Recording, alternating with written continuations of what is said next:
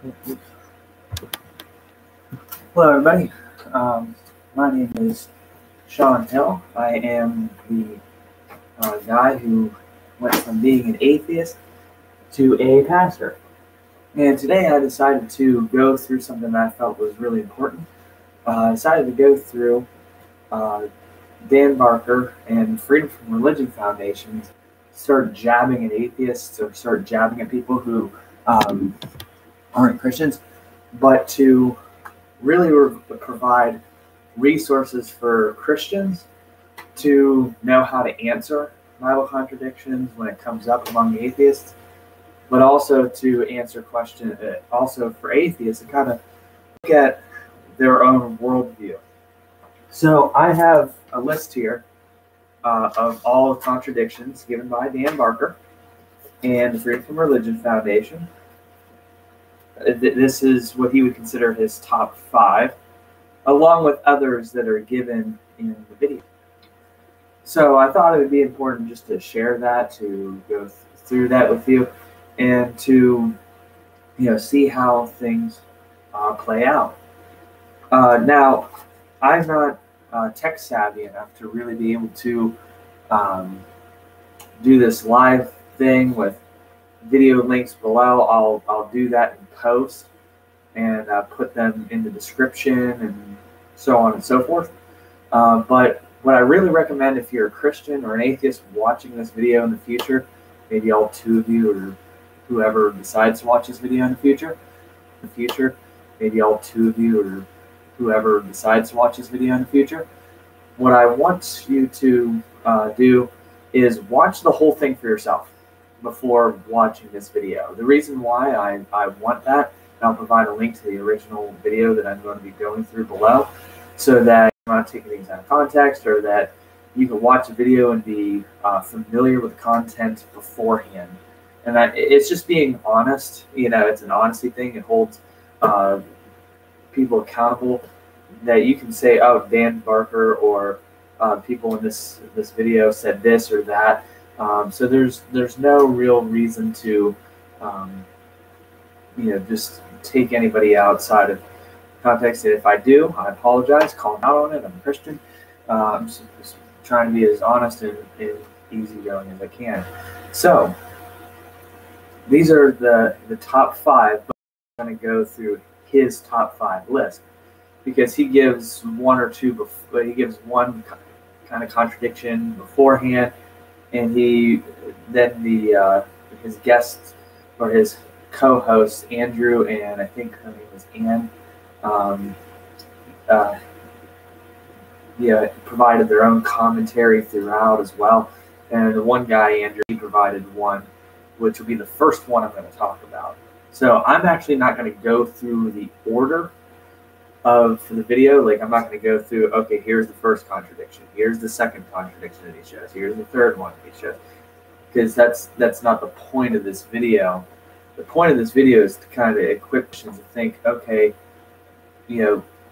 here's the presuppositions that these atheists use, and kind of show atheists some of the reasons why I'm no longer an atheist, and some of the reasons why I started down the path of becoming a Christian.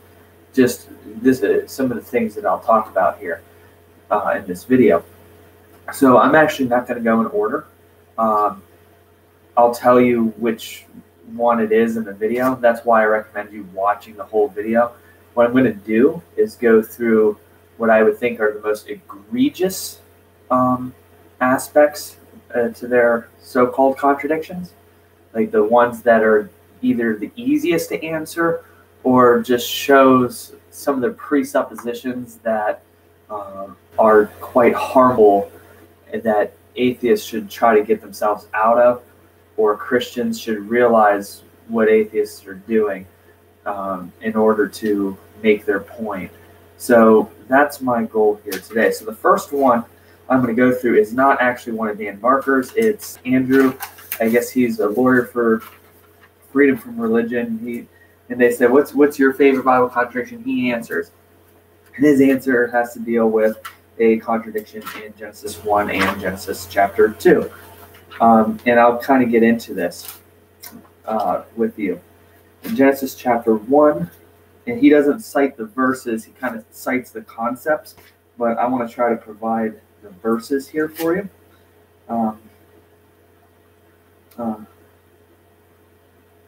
So he cites, what I'm guessing he's referring to is Genesis chapter 1, verse 27. So God created man in his own image. Man in his own image. In the image of God, he created him. Male and female, he created them. All right, this is from the ESV translation. And then in Genesis chapter 2, he talks about the concept of creation of man and woman. These are the generations of heaven and earth that they were created. This is Genesis chapter 2, starting in verse 4. In the day the Lord made the earth and the heavens. But no bush of the field was yet in the land, and no small plant of the field yet sprung up. The Lord God had not caused it to rain in the land, and there was no man to work the ground. And a mist was going up from the land, and was watering the whole face of the ground. Then the Lord formed the man of dust from the ground, and breathed into his nostrils the breath of life. And the man became a living creature. And the Lord God planted a garden in Eden in the east, and he put the man whom he had formed out of the ground. The Lord God made the spring up every tree that is pleasant in the sight and good for food. The tree of life is in the midst of the garden, the tree of knowledge of good and evil. Then he kind of goes down. And he talks about a woman. So, starting verse 21. So the Lord caused very deep sleep to fall upon the man. He slept, took one of his ribs and closed up his place of flesh. And the rib that the Lord God had taken from the man, he made into a woman and brought her to the man. And he said, "This is bone of my bone, and this is flesh of my flesh. She should be called woman, because she is taken out of man. Therefore a man shall leave his mother and father and hold fast to his wife, and they shall become one flesh. And the man and his wife were both naked and were not ashamed." So what would be the Bible contradiction there? He says that there's a Bible or apparent Bible contradiction in Genesis 1 and Genesis 2 in these two accounts, because again, he assumes that it's saying God created man and woman at the same time. The other one says that he created man, then woman. That's not really a contradiction from the Bible's perspective. So here's some of the reasoning behind this. And what I found to be quite interesting is they presuppose something in order to create the argument. All right. So Dan Barker says that it's quite obvious that Genesis chapter 1 and Genesis chapter 2 are written by two different authors. My question to that is, why? He assumes that, he presents that as fact, but really it's just a theory. From my reading of Genesis chapter 1 and 2 as a Christian, guy who went from being an atheist to a Christian, I don't see the distinction of Genesis chapter 1 that they're written by two different authors. In fact, and what he says in the video, when remembering it correctly, that he talks about Genesis chapter 1 being a factual view of creation, while Genesis chapter 2 is a poetic version of interpretation. That's what he presents to us. And I have never really come across that interpretation from the scholars that I listen to, and some of the ones that he's even debated, like Dr. James White. What I have found is that most Christians, and the common answers that I have found, and you'll find Dan Barker doing this a lot, is he says, common ones, but really you find out that the most common. Usually the common thing is Genesis chapter 1 is an overview of creation, while Genesis chapter 2 specifically starts accounting the creation of man and mankind. And if you read Genesis chapter 1 and 2, with the assumption that it's written by the same author, you come to that conclusion, okay? But he wants to assume that it's written by two different authors so that he can create a contradiction between them. That's an issue, and I think that's one that is quite annoying. So, what's the point of this? I want you to understand that he presents a presupposition. And Andrew even states, right off the bat, and I'm quoting him, we see that the Bible contradicts it. The Bible is basically saying, don't take me seriously. Because, again, they built the presupposition based on a theory that it's written by two different authors. I'd like to see the research on that. That it's based on the theory it's written so that they create that contradiction. But it's written by the same author. What we would see is one is an overview of the day that God created both man and woman in Genesis chapter 1. And in Genesis chapter 2, we see God going into detail as to what happened. So let me kind of explain the issue using an analogy or something that we might see in everyday life. So let's say I'm talking to my girlfriend. I don't have a girlfriend yet, or a girl that I talk to at night, and I talk to every night. She and I are talking. We always ask each other, "Hey, how's your day? What did you do today?" And this girl says to me, "So what did you do today?" All right, and I said, "Well, I ate lunch and I went to work. Ate lunch and went to work." All right. So I don't think anybody would assume that those events happened at the same time, because it could have been the case that I ate lunch and then I went to work. It could be the case that I ate lunch while I was at work, like maybe I took my break and ate lunch there. Or some people could say, like they're probably assuming, man and woman, created man and woman, that I ate lunch and worked at the same time, like I was eating a sandwich and working while I was eating my lunch. So, but if I was talking later to this girl and then going into detail saying, yeah, I ate lunch at 12 o'clock and I started work at 1, she wouldn't say, oh, you just contradicted yourself because you said earlier that you ate lunch and worked today. That I don't think that would hold water. Nobody would assume that. So Genesis chapter 1 goes into detail, and I'm not talking about every supposed contradiction in Genesis. You can go through that on your own. I'm talking about the specific one that they laid out between man and woman. And one saying that one man and woman, assuming that man and woman was created at the same time, God created them. Well, he created them if he created them on the 6th day, all that shows is that he created them on the 6th day. It doesn't say what time. It doesn't say what time he did anything. It doesn't say when or what approach. It just gives an overall view. It doesn't go into detail on that. Again, I'm not going to even go into creation and whether I'm old earth or young earth or things like that. I'm just saying, based on the text, what we see, we don't see the same events lining up at the same time. In the second one, it gives us an order: man, then woman. There's not a contradiction. It's just their assumption. They're creating a contradiction artificially. All right, so that's why I wanted to start off with this contradiction, which is towards the end of the video, because I want to show you sort of the mindset. Some of the other problems with this one, I found that they were asserting modern day concepts such as sexism, feminism, egalitarianism into the text and kind of forcing that in to Genesis chapter 1, and then showing that Genesis chapter 2 is a more chauvinistic and so on and so forth text. I just don't think that it was the intention of the author.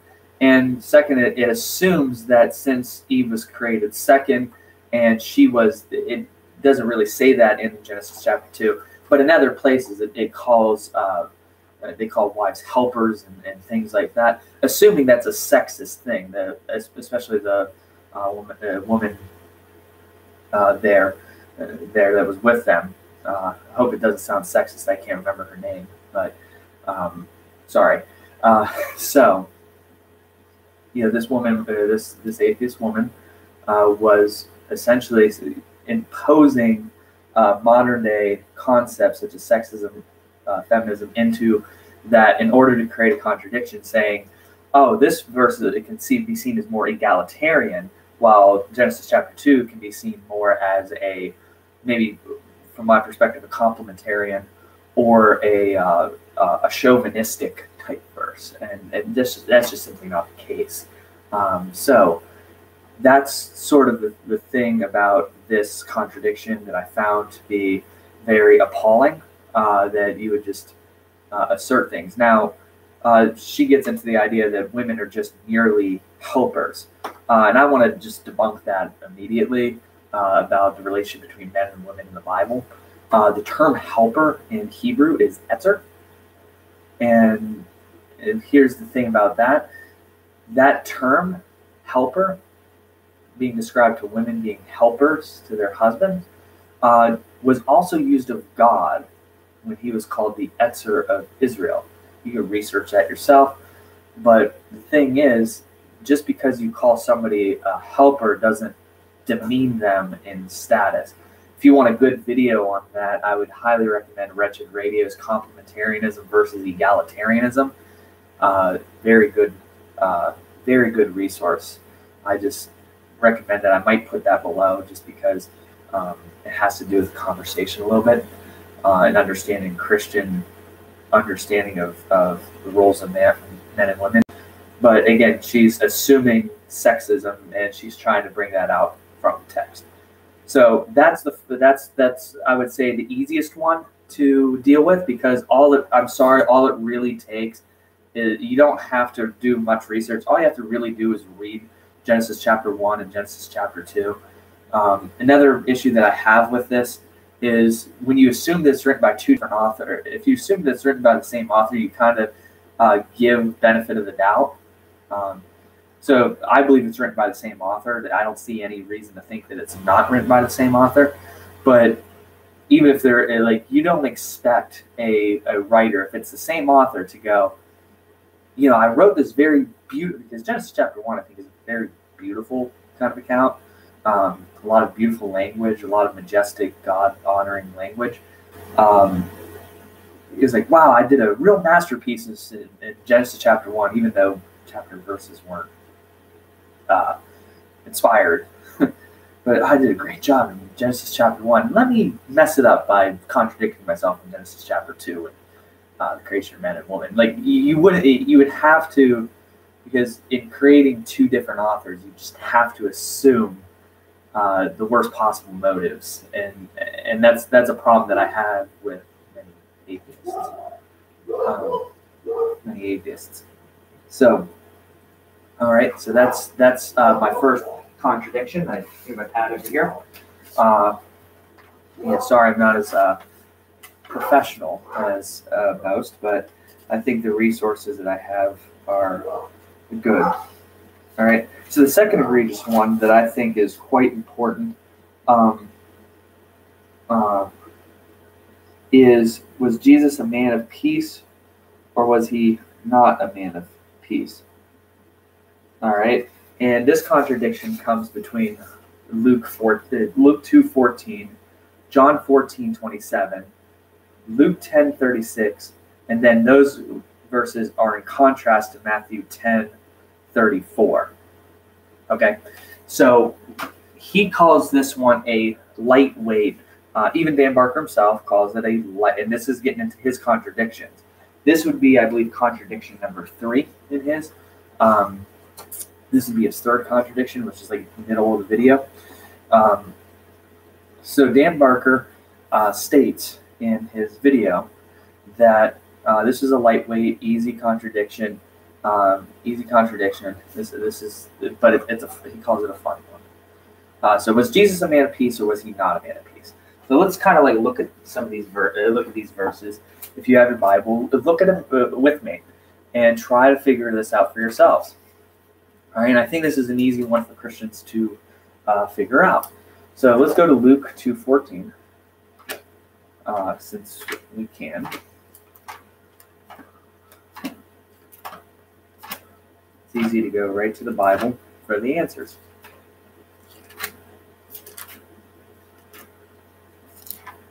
All right, Luke 2:14 states this: "Glory to God in the highest, and on earth peace among those whom he is pleased." That's the ESV translation. All right. Now let's go to John 14:27.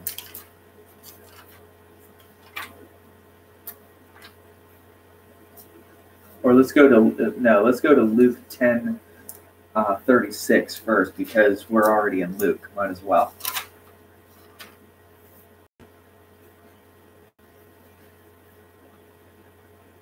All right, 10:36. Which of these three do you think I have proved to be a neighbor to the man who fell to the robbers? He said, "The one shows mercy." He says, "Go likewise do the same." I don't see why that one was there. Maybe I misdrew the one that was there. John 14:27. Let's see what that one is.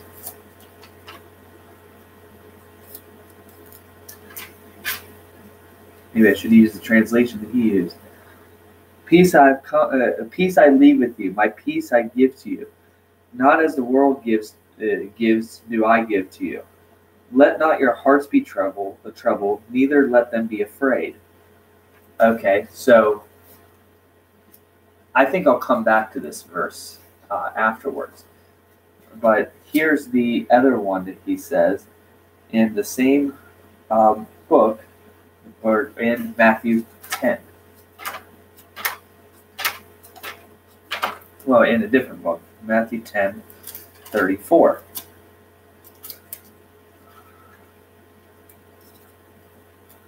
And there's some pretty egregious stuff with this. "Do not think I have come to bring peace to earth. I have not come to bring peace, but a sword.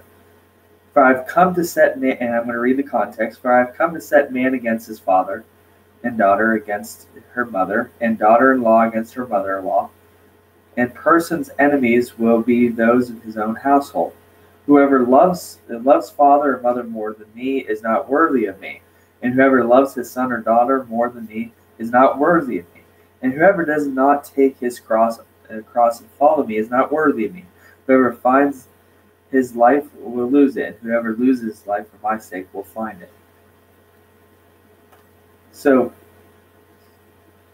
what is the context of this? All right, so what's going on in this passage? So why does Jesus say this? And so what we have here is a apparent contradiction between Jesus being a man of peace, who's brought peace, to a man not of peace. "I've not come to bring peace." So which one is it, Jesus? Did you bring peace or did you not bring peace?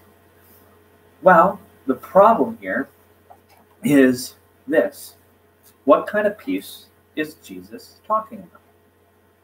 Because Dan Barker, and he says this later on in the video, he says they tell us to take context. And this is exactly why we Christians tell atheists to take things in context. And that's also the reason why I am no longer an atheist, is because I found out the Bible actually has a context. And I'll get into that a little bit further, even with my own story. But the point here is Jesus, in the three passages I read before, about him bringing peace to men, that peace in the context and from a biblical perspective is peace between God and men, or God and men. The peace that's being brought here, he states that the common way of answering is he's come to bring peace in heaven. No, he is actually bringing peace between man and God, and this is where the gospel comes in. The gospel is this: that we are wretched sinners, evil, have committed adultery, have been adulterers, liars, murderers, blasphemers in our hearts. We have done terrible sins in the eyes of God. And Jesus brings peace between us as enemies of God with him. He reconciles us who were enemies of God and makes us children of God. This is a biblical concept. So the biblical concept laid out in Romans. But the thing is, that's the type of peace that Christ gives, is the peace between a holy God and sinful man in those first passages. The peace described in Matthew 10:34 is talking about peace among men, the peace between us as individuals. The problem with that peace among people is, this hits close to me because this verse was used with me in my Christian walk, because when I became a Christian, I experienced this firsthand. My family was not thrilled when I became a Christian. I really saw firsthand what Christ meant by this, that when you become a Christian and you believe that Jesus is the way, the truth, and the life, as opposed to the way the world thinks, that with various different beliefs that you just have to die to get into heaven, or all people, or I grew up in a household where my family was like, you believe whatever you want. You believe in Allah, believe in Allah, believe in God, believe in God. It's kind of like whatever. So there's enmity when you say, no, there's only one way, versus what Jesus is saying. Jesus says in Matthew chapter 6, enter through the narrow gate. For broad is the way to destruction. Jesus makes points here that when you follow truth, usually truth divides between those who believe a lie. So take, for instance, in our own cultural context. When somebody believes truth about something, even if it's in the truth about something, even though it's not beneficial to believe that truth, people will usually put it under the rug. People will usually get upset when that person speaks something about truth, that this is true, that this takes place, and people get upset. Like, from the atheistic perspective, if evolution is true, that would be like the atheists saying, and being divided over the truth of evolution, that people are upset with atheists. Jesus is just making the case here that when you are following truth, people are going to be upset, even your own family, even your own friends. But if it's true that Jesus is Lord, Jesus is God, you got to follow him. So that's the case here. Because, again, a biblical concept as well. Love the Lord your God with all your heart, mind, soul, and strength, and love your neighbor as yourself. God is put above even family. But God does not call you to hate your family, because God's commandment is honor your mother and father. So they're not diametrically opposed, but one is more important than the other. And when one comes into conflict, you choose God first, and it'll work out in the end. So what are some of the egregious comments that I found in this? All right, what are some of the issues that I've had with this? Well, one from the woman, again, the name slips my mind as I'm doing this cast. Should have prepared a little bit better with that. The problem I have with this is from Matthew. She attributes the worst possible motives to Jesus. Attributing motives, saying that, he sounds kind of Jim Jones-ish, And again, if you're an atheist, I don't think comparing the religious leader of, and if you're trying to convince Christians, right, you're not going to talk about their leaders as if they're Jim Jones type characters. Just like if I'm trying to convince an atheist, I'm not going to compare their favorite teacher to like Joseph Stalin. It's just not a right thing to do.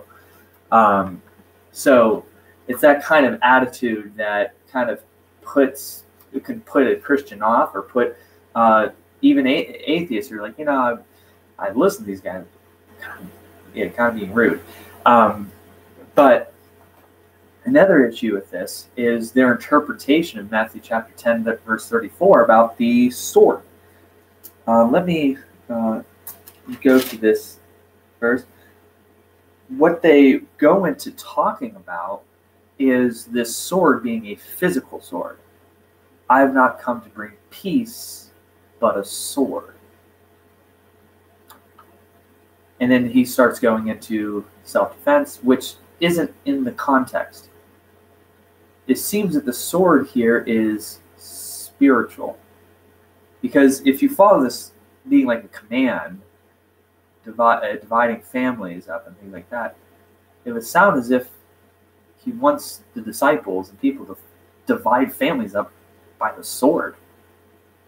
To divide family members up by chopping them up into pieces or things like that. Listen to what they said about it. But they take this sword thing to be a more physical trait, and saying that Christians were violent in order to achieve their ends. And that's just simply not the case. This is in the context of him encouraging his followers to, and he's talking about persecution will come. It's going to happen. And it starts in Matthew 10, verse 36. Behold, I am sending you out as sheep in the midst of wolves. So be wise as serpents, but innocent as doves. This is in the same chapter here. Be as innocent as doves. Beware of men. They will deliver you over to courts and flog you in their synagogue. And you will be dragged before the governors and kings for my sake, to bear witness before them and the Gentiles. When they deliver you over, do not be anxious how you are to speak or what you are to say. What you are to say will be given to you in that hour. For it is not you who speak, but the Spirit of your Father speaking through you. Brother will deliver brother over to death, and the father his child, and the children will rise against his parents and have them put to death. And you will be hated by all men for my sake. But the one who endures to the end will be saved.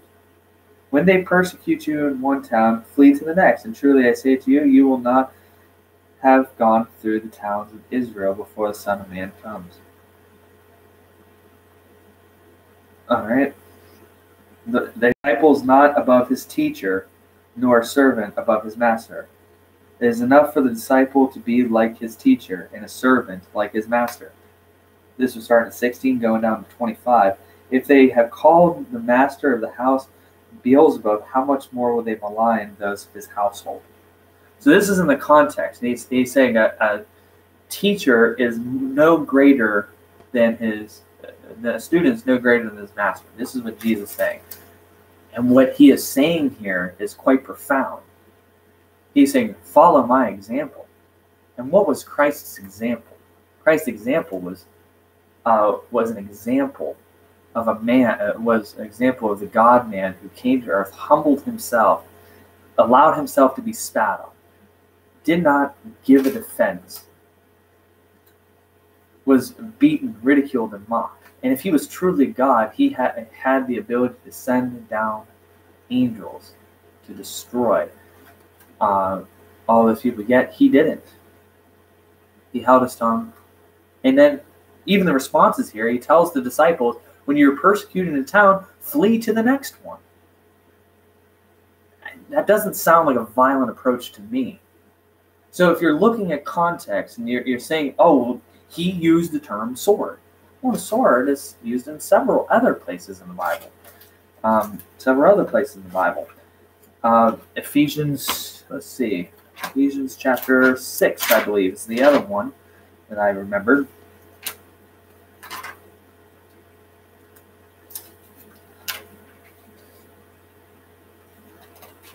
Finally, be strong. Ephesians chapter 6, verse 9. Finally, be strong in the Lord, and in the strength of his might, put on the whole armor of God, that ye may stand against the schemes of the devil.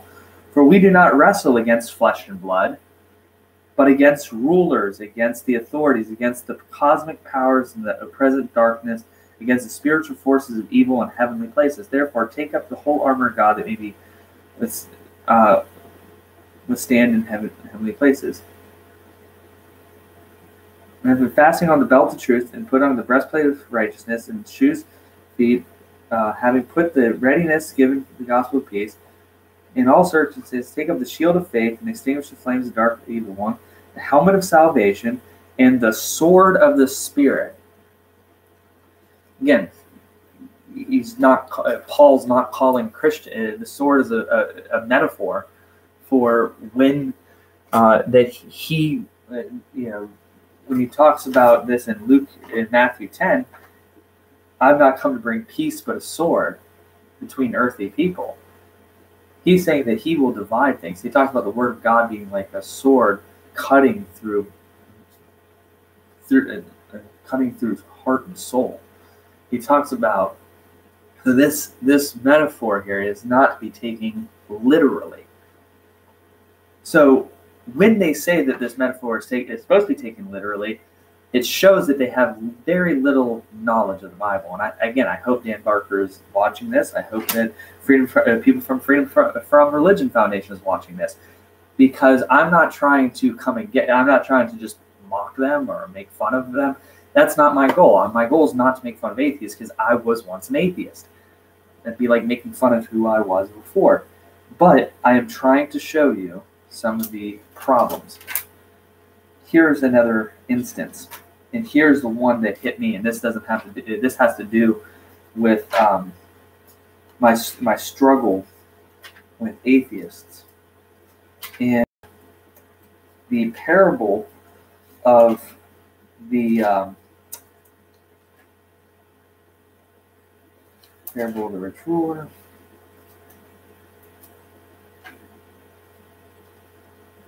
Lazarus. Trying to find the one that I was talking about.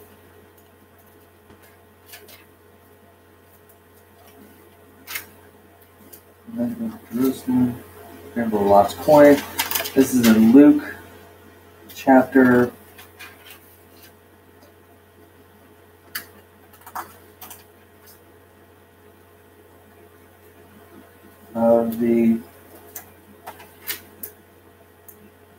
'Parable of the 10 minas. That's what the parable was. I taught on this. It's in Luke chapter 19. I always mix it up with Luke 18 and 19. So this is just a personal thing.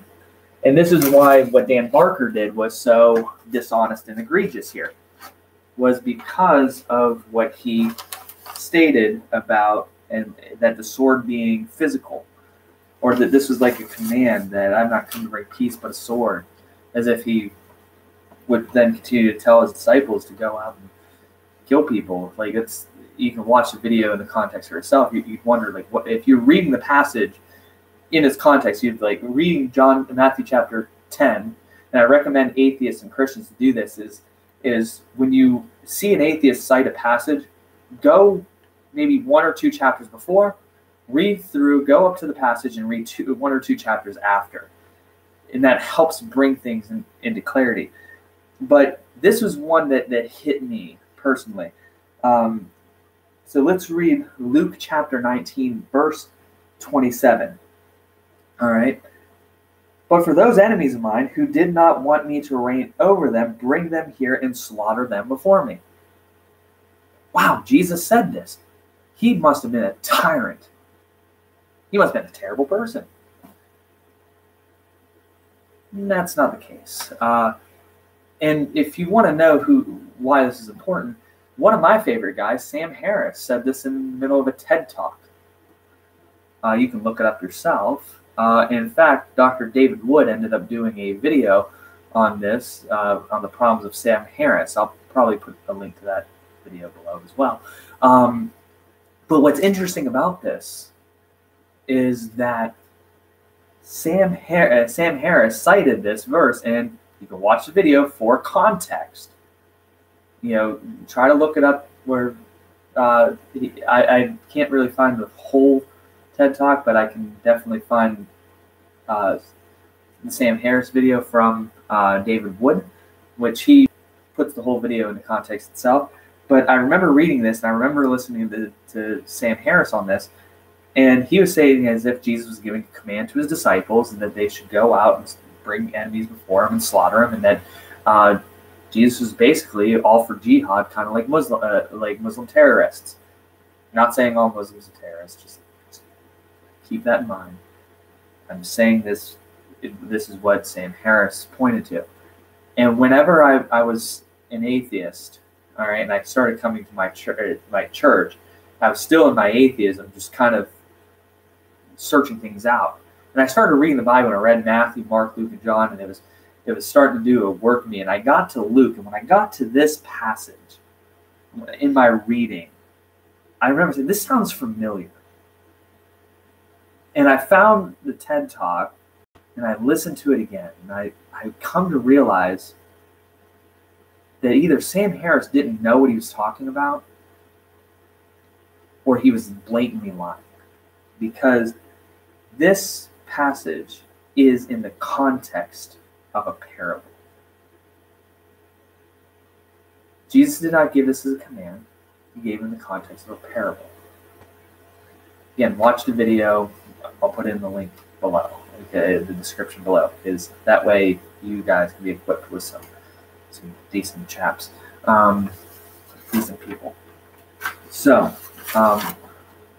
Dan Barker does the same thing when he brings up the problem of the sword. It's not in the context of a parable like Sam Harris's is, but he still plucks a concept out of, forces a meaning, and then either shows he's ignorant about the passage or he's blatantly lying in order so that you, maybe as an atheist who are watching this video with me, who will watch in the future, maybe, just maybe, he's lying to you so that you can have something to go, oh, yep, I believe you. Don't trust people blindly. Let them look at resources. Let them give you the facts. Actually read the Bible for yourself, and don't let people be dishonest with you. So those are the two worst ones.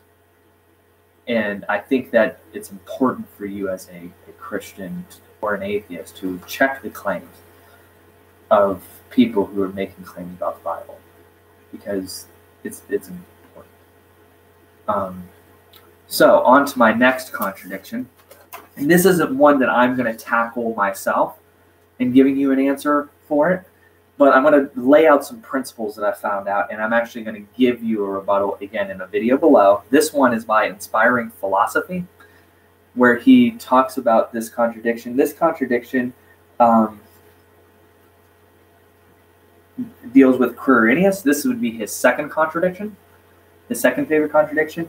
This one has to do with Matthew chapter 21, or no, chapter 2, Matthew chapter 2, verse 1, Luke chapter 1, verse 5, chapter 1, verse 5, versus Luke 2, 1 through 5. And, and this contradiction starts at the time like 1715, if you wanted to just skip to this. Now, when I ask you as a Christian or an atheist, listen to what Dan Barker's explanation is. All right? Now, this deals with Quirinius. Now, the video I'm going to provide below, and it's going to be under just Inspiring Philosophy and then the name of their video. And I'm not affiliated with that group whatsoever. I'm not affiliated with that channel whatsoever. I'm just going to put that out there. But I think the video is quite helpful because of videos is helpful, and I don't think they would mind just a small channel like myself citing their video as a resource to be able to, for atheists or Christians to go to that channel. I think that's what they want anyway. So I hope that they appreciate me plugging that, because I think it's a good video. So the Quirinius issue, basically Dan Barker says that the Bible contradicts history and so on and so forth. So I think that's an issue, because what he says is what he tends to do throughout the video, what you'll find is he gives, these are common responses. These are the common responses from But what I found with this one is I've never came across the explanations that he gave.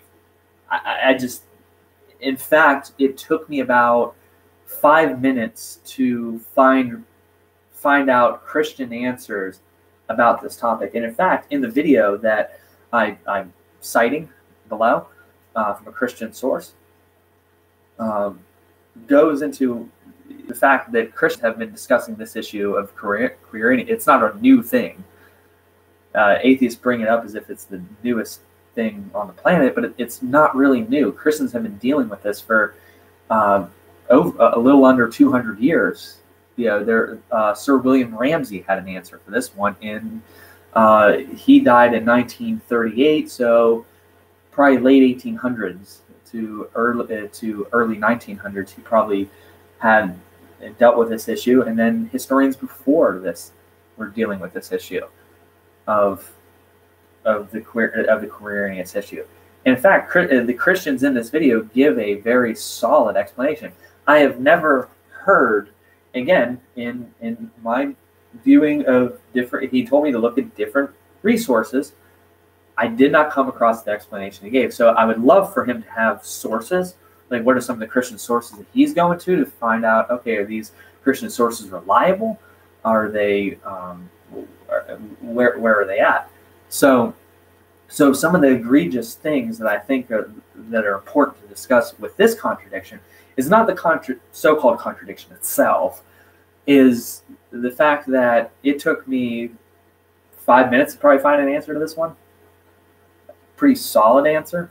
One that's not the one that Dan Barker gave, that holds water historically, but also just my experience with history and dealing with this topic itself. Because in the exchange with Quirinius stuff, Dan Barker kind of shows his hand a little bit when he says about Jesus' birth. He says, even if Jesus even existed at all.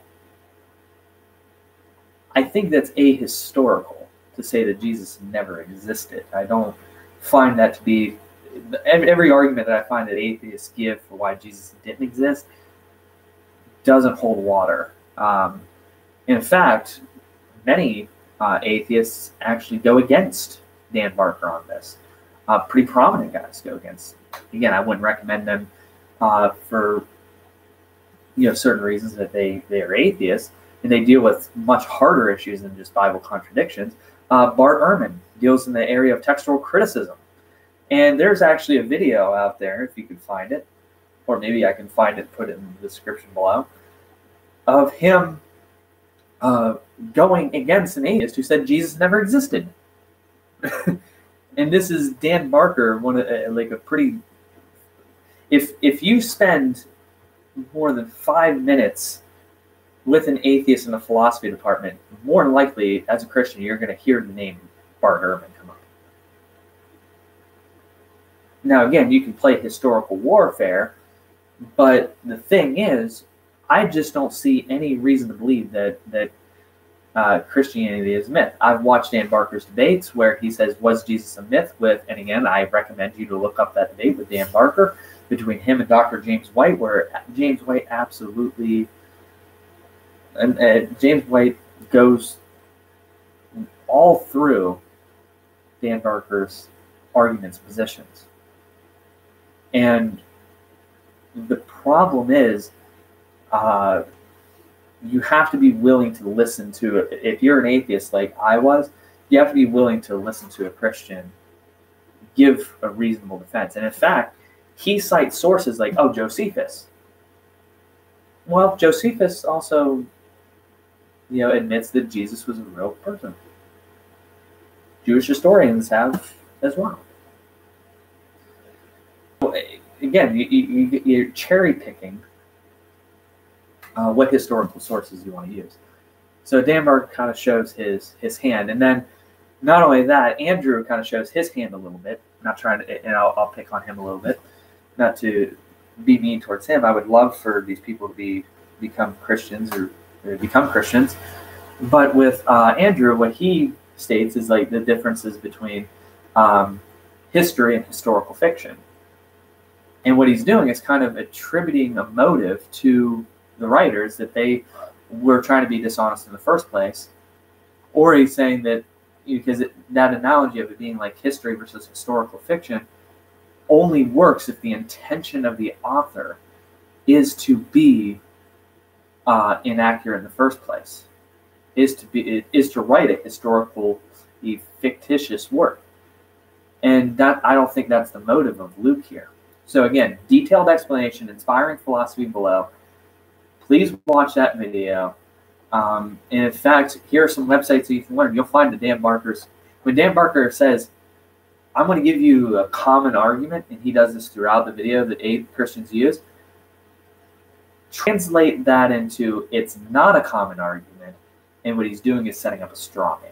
Because again, some of these arguments that he gives never really come across. Just like with the beginning argument, like Genesis chapter 1 and Genesis chapter 2 being contradictory because they're written by two different authors.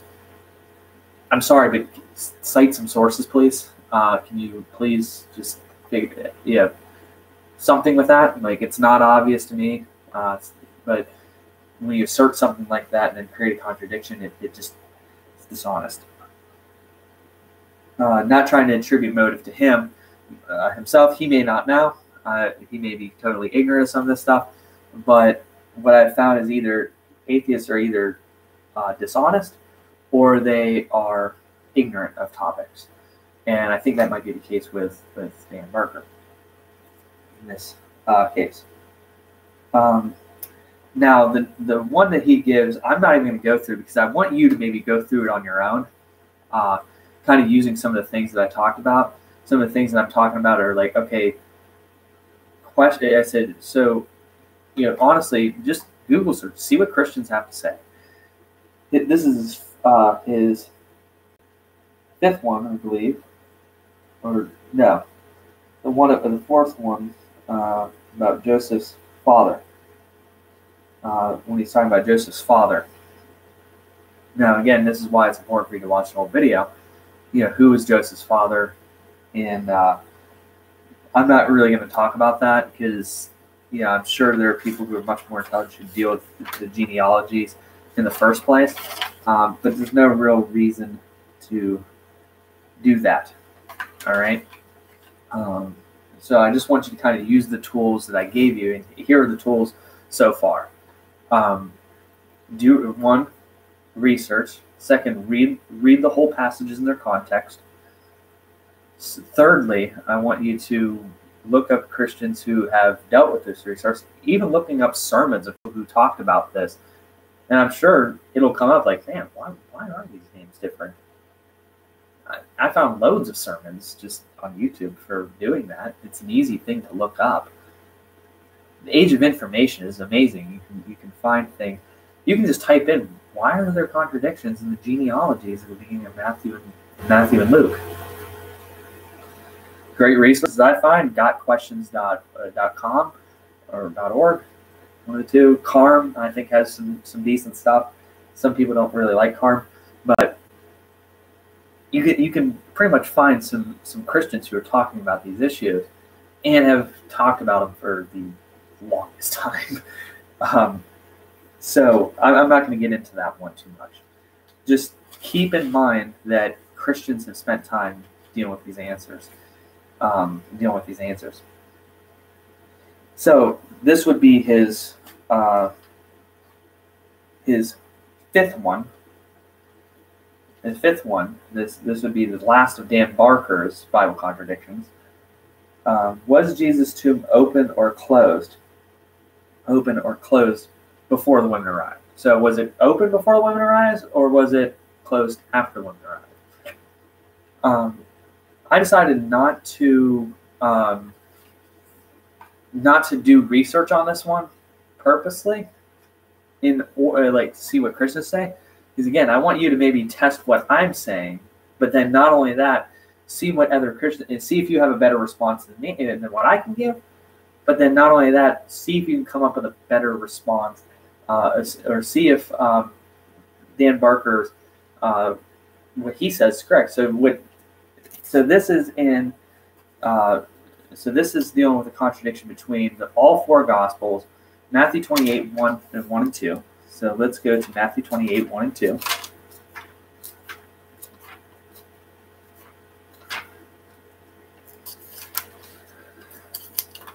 Now, I'm not going to get into every apparent contradiction in the Gospel or Gospel endings. I don't think that's not the point of this video. The point is to show some of the biases, which you can use in order to talk. And maybe I'll talk about one after, because it's quite easy to talk about. But the resurrection, 28 verses 1 and 2. Now, after the Sabbath, toward the dawn of the day, the first day of the week, Mary Magdalene and the other Mary went to see the tomb. Behold, there was a great earthquake, for an angel of the Lord descended from heaven and came and rolled back the stone and sat on it. Okay, so that's that. So they saw the angel roll away the tomb. Versus John 2:1.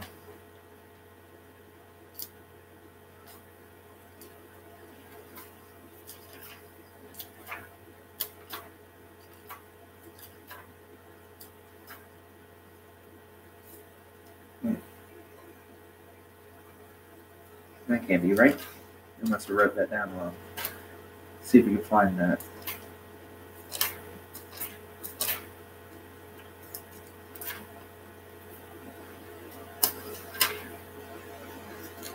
Maybe it's 20 verse 1.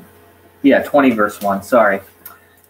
John chapter 20 verse 1. Now for the first day of the week, Mary Magdalene came to the tomb early, while it was still dark, and saw that the stone had been taken away from the tomb. Okay, so Mary Magdalene. So which one is it? Was the stone rolled away, or was it not rolled away? Mark 16:4.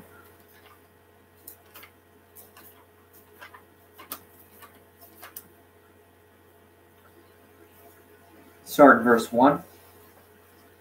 When the Sabbath was past, Mary Magdalene, Mary the mother of James, and Salome brought spices so that they might go and anoint him very early on the first day of the week. And the sun had risen, and went to the tomb. They were saying to one another, "Who will roll away the stone for us to enter the tomb?" And looking up, they saw the stone rolled back. It was very large, and entering the tomb, they saw a young man sitting on the right side, dressed in a white robe, and they were alarmed. All right, so the tomb was already rolled away. Now, the last one is Luke 24:2. And I try to solve this myself rather than in seeing if I can provide a better explanation than what he says is the most common explanation. And I think the one that I've even thought of on my own. So Luke 24:2 is the last one.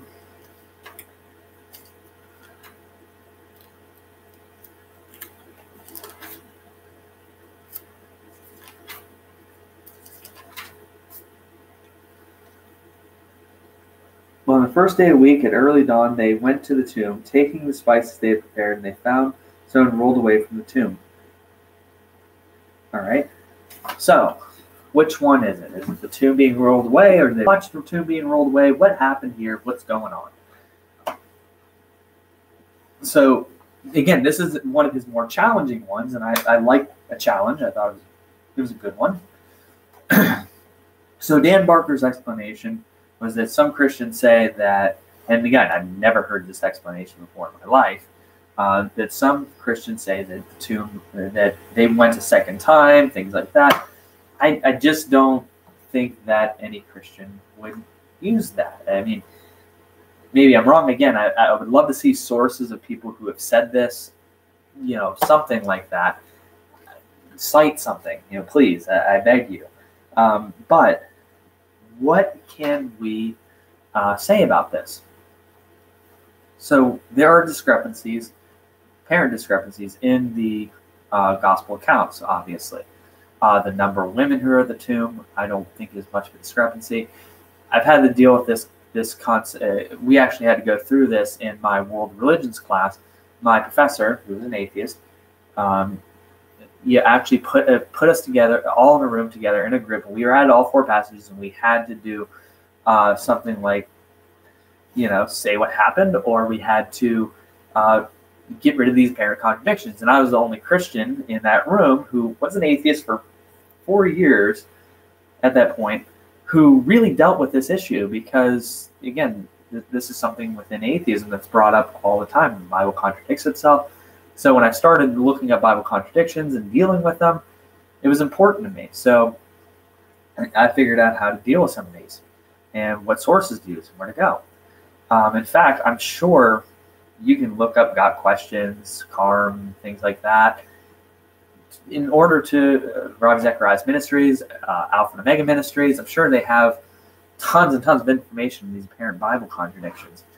But I think the point of this is not to provide resources, but let's see if you and I together can come up with a more reasonable explanation than Barker. Here's Dan Barker's reasoning, was that, they fought the spices, and they went back. He's saying, this is what Christians say. So basically what he's doing is setting up a straw man. He's setting up an easy objection, an easy so-called answer to an objection in order to knock it down. So here's what I kind of came up with, just kind of on my own to kind of reconcile the Gospels a little bit.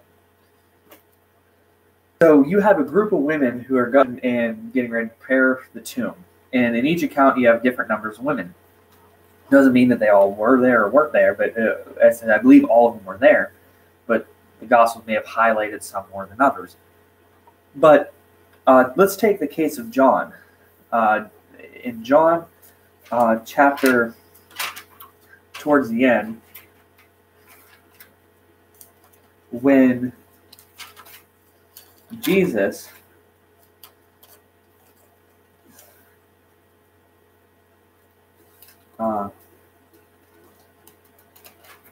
John talking about the resurrection. Now let's look at verse 20. Right? Now on the first day of the week, Mary Magdalene came to the tomb early, while it was still dark, and saw that the stone had been taken away from the tomb. So she ran and went to Simon and Peter and the other disciples, the one whom Jesus loved, and said to them, "They have taken the Lord out of the tomb, and we do not know where they have had laid him." So Peter went out with the other disciple, and they were going toward the tomb. Both of them were running together, but the other disciple outran Peter and reached the tomb first. All right, and this other disciple is obviously John. I think John is referring to himself, not to be. I think he's doing it to be cheeky, but I don't think it's obvious. But I think it would be funny because I think John kind of throws in those little things like, yeah, Jesus loved me more. Hey, I outran Peter, kind of thing. Like he does it as jokes, I think. But again, that's just a theory. I'm not going to assert that. Wink, wink. But if you notice, John, or this other disciple, I would say this other disciple outran Peter to the tomb. It could have saw something different. Now, again, each gospel account, right, is written by a different author. And if you notice, all of these authors were not there for the event of the women either seeing the angel roll away the tomb or the angel rolling away the tomb. They were relying on the witness of these women, which is pretty significant because in that culture, again, getting into sexism and feminism and egalitarianism and whatnot, the woman always attributes sexism to the Bible. Well, here's a case here where the disciples had to rely on the witness of women who in that time period would have not been seen as reliable witnesses in court, but yet they rely on their witness. So here's a possible explanation that could have happened. You can critique it how you see fit, but a possible explanation is that these women, whether it be 2 or 1 or 5 women, all met at the tomb, and they showed up at different times. You know, it's not like it says all these women lived together, left at the same time. That's an assumption that can be made, that they all left at the same time, they all went up together. That could be the case. Or it could be the case that they all left from different places, arriving at different times, and the different gospel writers talked to these different women who saw different things at different times. So 3 of the gospel writers were talking to women who were there after, who didn't see the tomb rolled away, but one of them saw the angel. One saw the tomb rolled away, didn't see the angel. One, and one was maybe from the perspective of maybe the fastest one who was there before. I think that's a reasonable explanation to what happened at the tomb. So what Dan Barker does is assumes that all this had to happen at the same time, that there cannot be any discrepancies in these women maybe going to the tomb and seeing this happen. It has to be an either-or thing. Well, no, the gospel writers can be right in the fact that the woman that they were getting this witnessing testimony didn't see the angel roll away from the tomb and thus wrote it down, while one of the other decided and talked to a woman who saw it and decided to put that down. And Mary Magdalene is a very prominent figure, so even if Mary Magdalene did or did not see it, it still doesn't change the discrepancy, because obviously when it wrote Mary Magdalene down as maybe the leader among these women, who got them all together to go up to the tomb. So I think that's a plausible explanation. It's a reason, Your Honor. I think it's more reasonable than saying. I think it's more reasonable than saying that the women came to the tomb, left, and came back, which I've never heard any Christian that I've listened to say. Again, I would love to see sources of maybe Christians who have used that claim from the Freedom from Religion Foundation. I doubt that they're going to watch this video, but again, I hope that they do, and I hope it kind of irritates them that somebody is actually going to call them out on this stuff. Not trying to be snarky, not trying to be rude, but I'm just trying to be honest with you as either atheists or Christians. So that gets us into our last one, which I think was the hardest one to maybe deal with, which is dealing with Paul and Paul in here. And this is actually the first one that Dan Barker lays out. And I think this one is actually the toughest one. For the hardest one for me it was the hardest one for me to come up with an explanation on my own. But I realized there were some, after researching, that there were some things that were not so good. I'm going to kind of use some of the tactics that I used beforehand in answering this to answer this last one, because it is a tougher one. I will admit that. I'll give props where props is due. And I think that the average Christian, may not be able to catch some of the things that I caught or some of the things that I found right off the bat. And it takes a little bit of digging to be able to find out and answer this. So let's dig right in to this last contradiction, which was his first, which I don't think he was going in order of easiest to hardest, but let's go Acts 9:7. All right.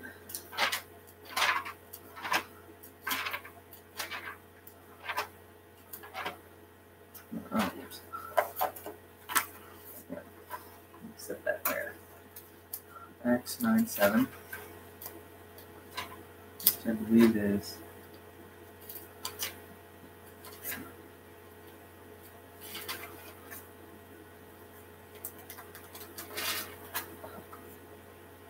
9:7. So this is dealing with conversion of Paul or Saul. Yeah, interesting facts. It's not, Christians who like to say he had a Saul to Paul experience. It's kind of funny because there's nothing in the Book of Acts that say that God bestowed the name of Paul onto Paul. What we see the difference in Saul is that Saul was his Hebrew name, and then that's how it kind of went to Paul. Which is kind of funny, and it kind of helps you deal with like one of the objections, the genealogy thing. But that's just me. But Paul, so Saul in 9 verse 7, he saw nothing, and he led. The men who were traveling with him stood speechless. hearing the voice, but seeing no one. So we see here in 9:7, they are hearing, and it gets a little bit confusing. So they heard a voice, but didn't see any. They didn't. No, wait. 9:7. The men who traveling stood speechless, hearing the voice, but seeing no one. Okay. So that's kind of important. So this is so I'll explain some of the issues here. All right. And the next one is in Acts 22:9. Same book, Acts 22. So 9, 10, 11, 12, 13, 14, 15, 16, 17, 18, 19, 10, about 10 chapters. He was right.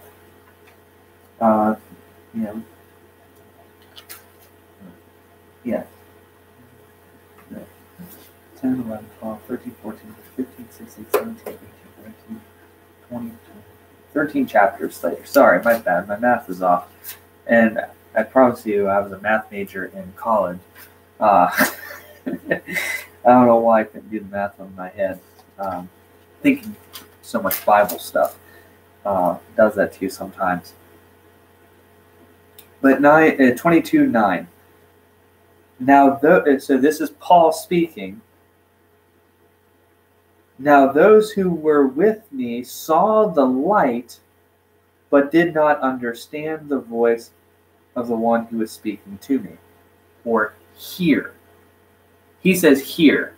My translation says understand. So let's see if there's any. Verse 4 says, or hear with understanding in the footnote down here on my Bible. So my Bible tends to make the distinction that obviously Dan Barker doesn't in the translation, but Dan Barker is right that the same word is being used, acoust. I believe, yeah, acoust, like acoustics, was being used. So, what is and I implore you, watch the video so you know what's going on. All right? Watch, because I'm probably going longer rebutting this video than his video actually is. His video is actually an hour long, and he probably spends 40 minutes talking about the contradictions, to be honest with you. But I'm taking my time because I want to make sure you understand things. And anybody from Freedom from Religion Foundation can watch it. They can understand some stuff too. Anyway, what is the issue? So one says that they sorry,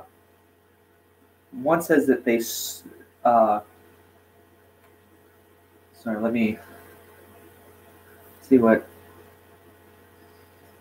figure out where I was at here. Luke 22:9. I flipped the page. Now those who were with me saw the light, but did not understand the voice of the one who's. So one did not heard a voice, but did not see. And the other one says they saw a light, but did not hear. So which one is it? All right. Now what? So right off the bat, here is a big issue, and what you'll notice, this is what, this is a big issue that Dan Barker does. Who is the writer of the book of Acts? Luke. And he's given Luke's account of the book of Acts, Luke writing down the account in Acts chapter 9, all right, that Luke wrote this. Luke in Acts chapter 9, verse 7, wrote the account, and then he pins it against Paul in chapter 22, verse 9. Okay? Do you see the issue? I want you to think about it, but on your own. But if I want you to think about this a little bit. And here's the answer. You pause the video, think about it a little bit, say, okay, I don't see the issue, but now I'll tell it to you so you can understand it. he's pinning Luke against Paul. So what he's doing is presupposing Luke is contradicting Paul because Luke wrote chapter 9, verse 7, but chapter 22, verse 7 was also written by Luke, but he's opposing Paul. The issue is not Luke versus Paul, though. It's Luke versus Luke. And do you really expect, because again, this is kind of that attributing motive thing, that these first century Christians are all really dumb. I think that there's always that motive behind some of these atheists, that they're really dumb. So that Luke was intentionally trying to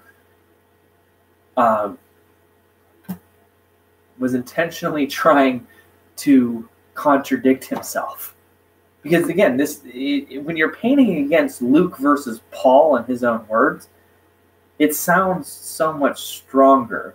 But when you realize it's the same author, kind of again, going back to the beginning of Genesis chapter 1 and Genesis chapter 2 being written by the same author, you have the same issue going on.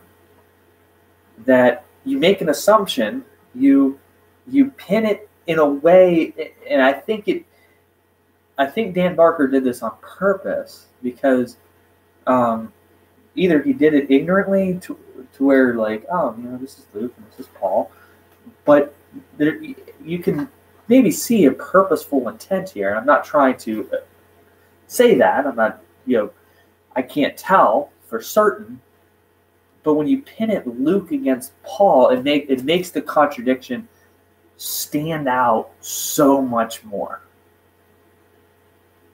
Luke versus Paul rather than the writer, Luke versus Luke, who's recounting the same thing. And it's not as though Luke was writing this in the moment, as he's going through Paul's life. It's probably after his life, and they're going through this. But it's not as though Luke is standing there like, Paul, don't say don't say that you they saw light, but they didn't hear a voice. Don't say that, because that's going to contradict me, because I already wrote this. Don't say that. It's not as if that's the case. So that's an assertion there that I find to be dishonest. If you don't get anything out of this, just kind of think about how maybe somebody presents something. Are they presenting something in a way, and this is the case with this one, it's very sneaky to present it in a way of Luke versus Paul. So what about the contradiction itself? Well, Dan Barker asserts that this word, acoust, here, has one definition, and that if you, like my Bible translation does, which makes it more consistent, to say that they didn't understand, they saw a light but did not understand. What that means is that there are a million other contradictions, and that's what he asserts. But again, I would love to see the facts on that. He just says, well, it's just that way. It's if you try to assume that here is just hearing and not hearing here means understanding, then you're creating a million other contradictions that makes it worse for yourself. That's exactly what was said in the video. Again, watch it. But the issue here is that he doesn't say why. So let me kind of give you some background a little bit. This, and I think Got Questions has a great explanation of this first. I'll find the article and put it below. But this word actually has several different usages.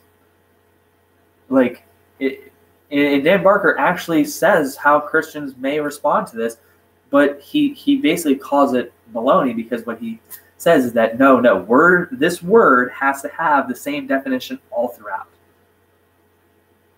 That's what he says. That's what he assumes. But that's not how we use language at all. Sometimes the same word can have multiple different usages. Like even here and here. Did you hear me? Like, did you hear what I said? Or did you hear me? I said, did you understand what I'm saying? Are you hearing what I'm saying? Are you picking up what I'm throwing down? And I think Dan Barker got it. This is the first time where maybe he was right on. But what he doesn't do is cite all of the places where this word is used. Here's one place, Matthew chapter 13.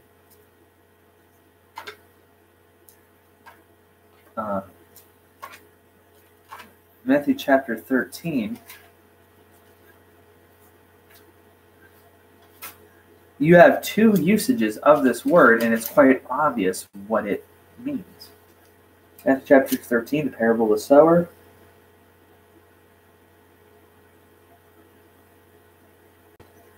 It says, "They will be, you will indeed hear but never understand.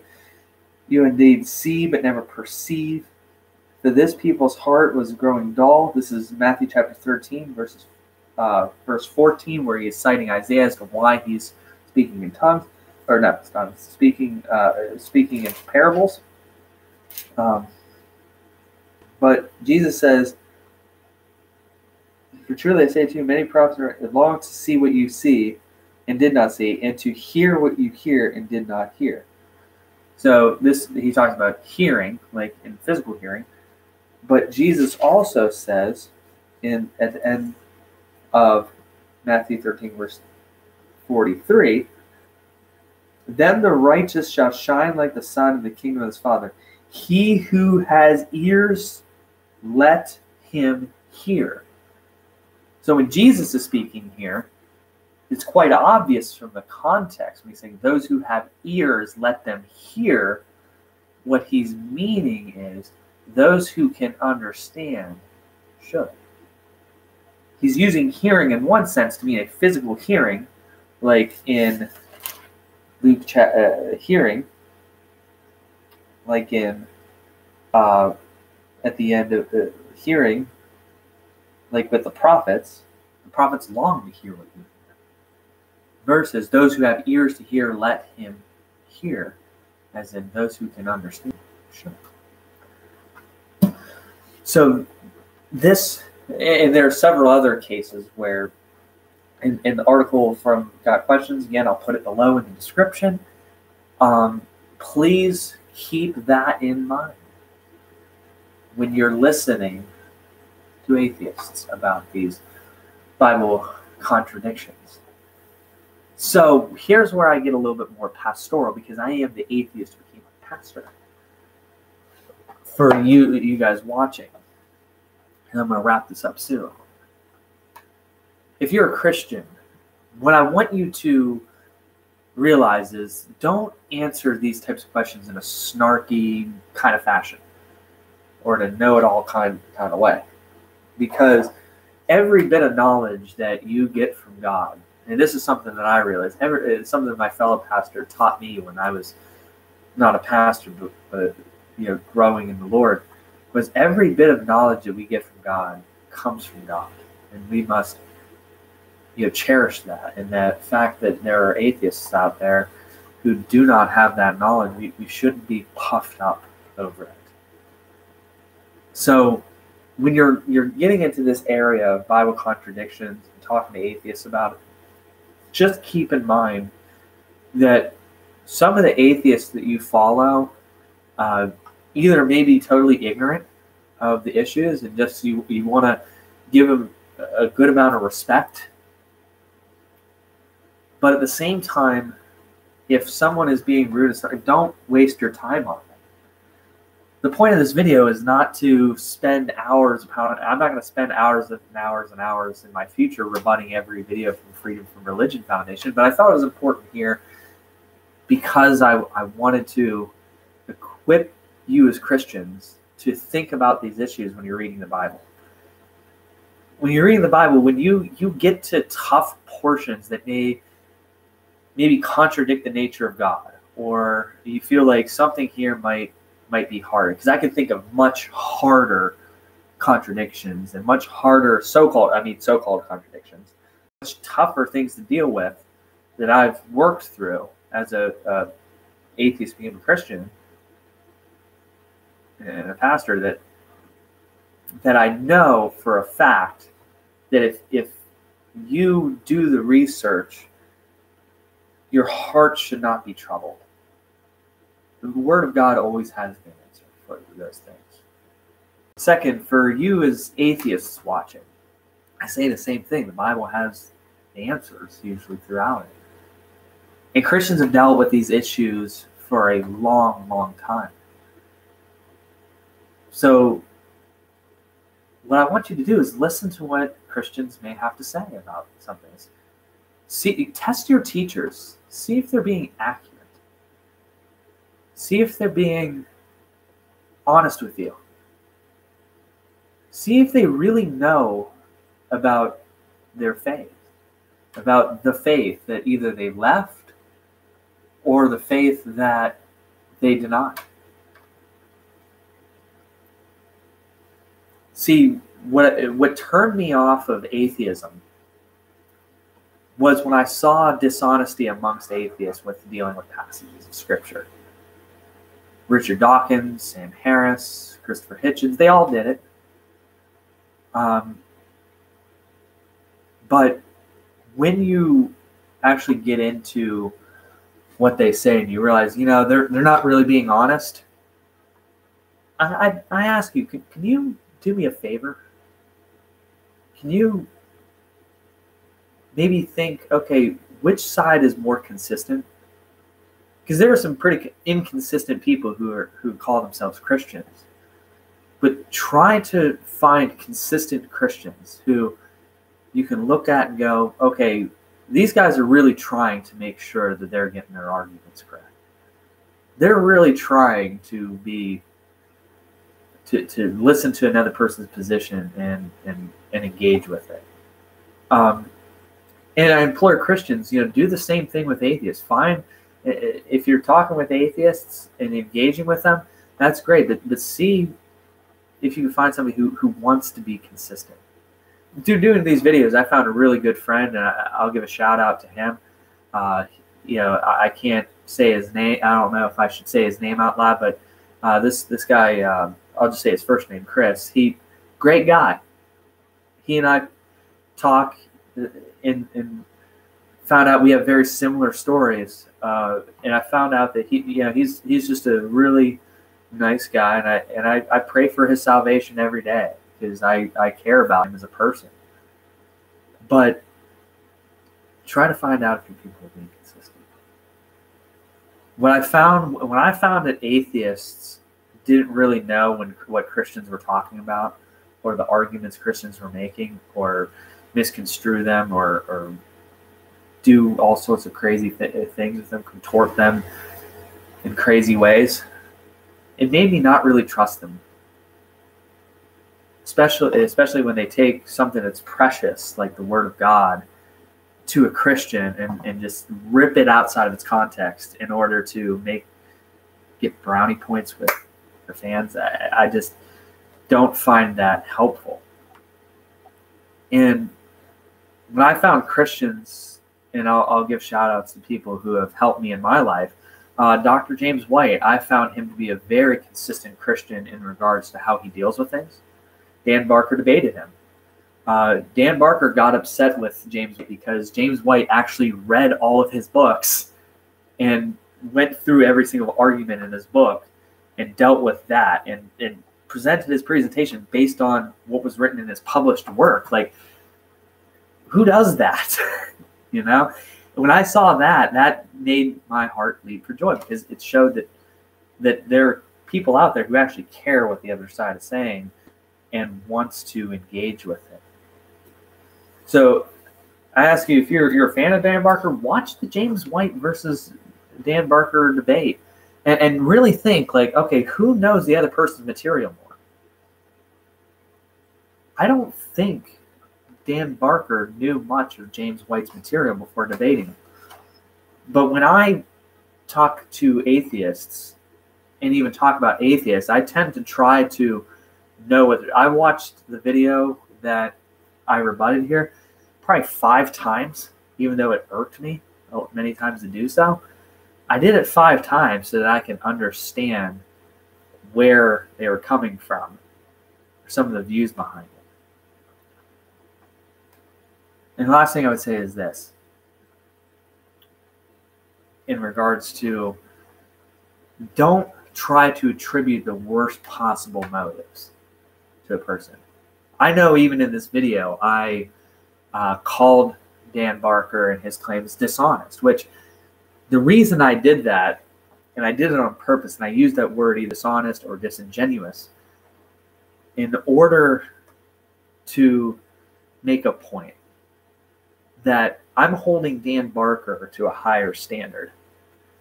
I'm holding atheists who are teachers to a higher standard. If I'm talking to an atheist on the street who's maybe a lay person in all this, I'm not going to hold him to the same standard as Dan Barker, who says, I was once a pastor who became an atheist and I know what I'm talking about. Dan Barker comes across as an expert. And if he comes across as an expert, I'm going to treat him like an expert in something. So I'm going to hold his feet to the fire a little bit more than I would hold. And the same with Sam Harris. I would call him absolutely dishonest still to this day for many of the things that he says, many of the things that he says in his books. Maybe in the future I'll go through some of that. But the whole point of this is to show that either people can be absolutely dishonest or don't know what they're talking about. And if it's shown that they shown either or, don't trust them, don't listen to them. Really find resources that are a little bit more genuine.